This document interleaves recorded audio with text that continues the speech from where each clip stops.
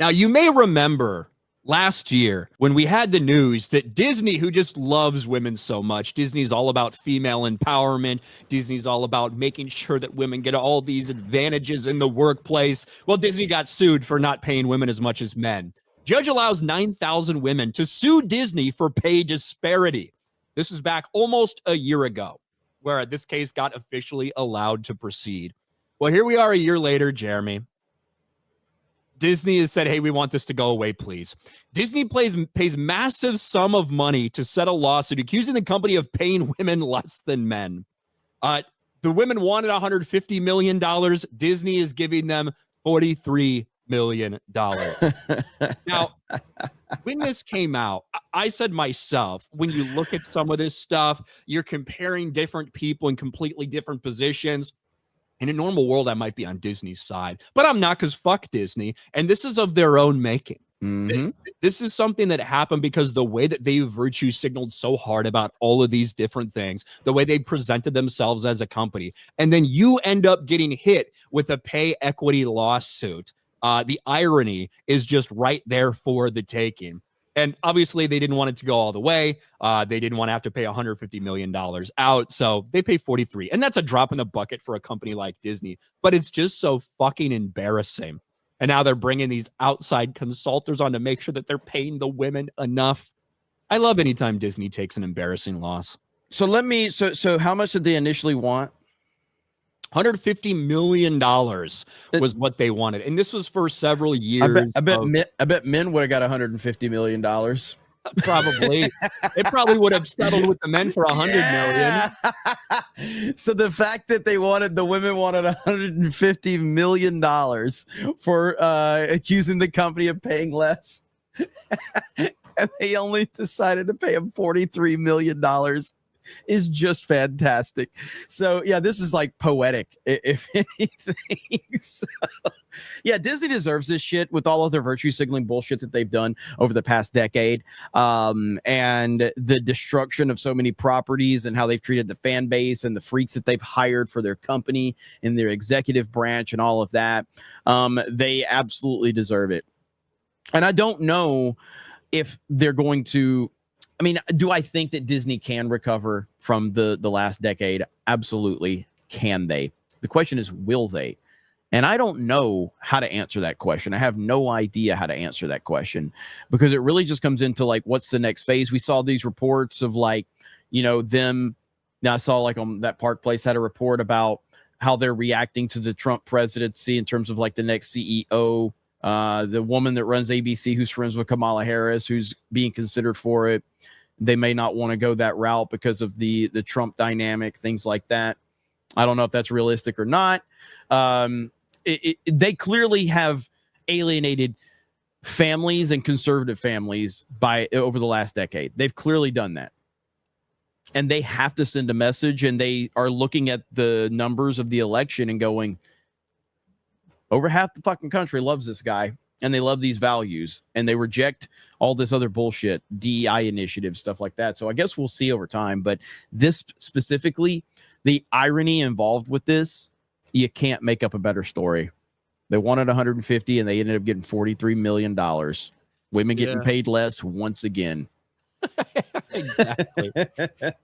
And it's been in the works for a year, and it was kind of it was obviously bad press for them then. They want to just get rid of this. I'm sure they would love to just get rid of the Gina Carano lawsuit as well, because it's bad press for them. But yeah, what is the latest on that one, by the way? Like, do we have like nothing really? I mean, a little over a month ago or whatever that was is when they came out. They're really, no, you can't delay this. You can't delay depositions, discoveries, all that stuff. We have to move forward. I don't think we'll probably get too many updates recently. It's going to take months and months and months for a lot of that stuff to happen. Yeah, I wouldn't expect another actual anything in court until sometime next year. Couple months into next year. If you're actually like spending if you're in Orlando and you actually do spend any time at Universal and at Disney right now, there is a huge sense of, it feels like there's a sense of urgency at Disney, and it feels like there's a sense of excitement at Universal right now because of the Epic Universe. Yeah, and I think people like need to understand, like, I know that people may think that that's just kind of a central thing. Like, well, this is just the theme park side. It's bigger than the theme parks. It really is. And if Disney can't keep up with the next level for Universal, that's going to be a big problem for them. And like Epic Universe is going to be huge. This isn't just like some small little thing. Epic Universe is absolutely insane. They're bringing Harry Potter, they're bringing a Dark Universe, they're bringing Mario, How to Train Your Dragon, and it's bigger than Universal Studios and Islands of Adventure and City Walk combined, which is in Orlando. That's what this expansion is. And Disney has nothing. They have nothing right now that is generating excitement. If anything, they're having negative returns on a lot of the stuff that they've done recently. Yeah, and a lot of the stuff they've announced, it's like, okay, people are excited for something new, but then they take out something that like is historic and like really meaningful to a lot of longtime Disney fans. So they're struggling. I have no doubt that I feel like Josh D'Amaro was the next guy they really wanted to be the which is the guy at Disney. Which is the guy that runs the parks division right now. Exactly. Currently. Yeah. But I don't know, like, because of like the negative attention surrounding the theme parks right now and the negative reception to him going out there and announcing the changes, I just don't think that's realistic. Yeah. I don't think you can with some of the backlash he's been getting. And so this is Epic Universe is scheduled to open in 2025 around, what is it, like May, something like that? May, sometime right around the summertime, something like that. And so it's going to be huge. Yeah, that's the equivalent of like if Disney opened like 5 new theme parks. Yeah. Right. In terms of comparisons for what it means, like for what Universal is now and that park. Yes. And Disney has land. They've got like all the potential to do things like that, but they have not and they will not.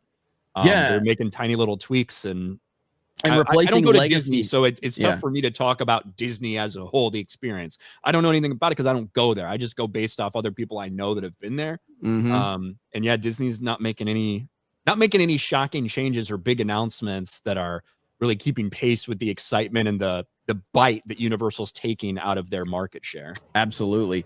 And I mean, even me, I used to love going to Walt Disney World over a decade ago. I just loved it. And I don't really care to go there. I would never want to hang out at Universal. Now I would rather just go hang out at City Walk and just be there. The atmosphere and the energy there has completely shifted in the last decade, and it's just a whole different ball game now. And so we're gonna see. But I'm going tonight to Universal. Are you?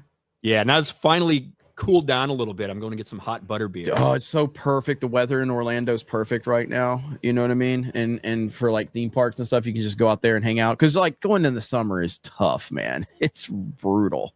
Yeah, that heat is. You want to die more than usual. Yeah, it's really bad. But we will be, obviously we have a Park Hopping channel. So if you guys haven't subscribed to that, you can subscribe to Park Hopping. We cover all things theme parks over there. But yeah, I'm looking forward to that.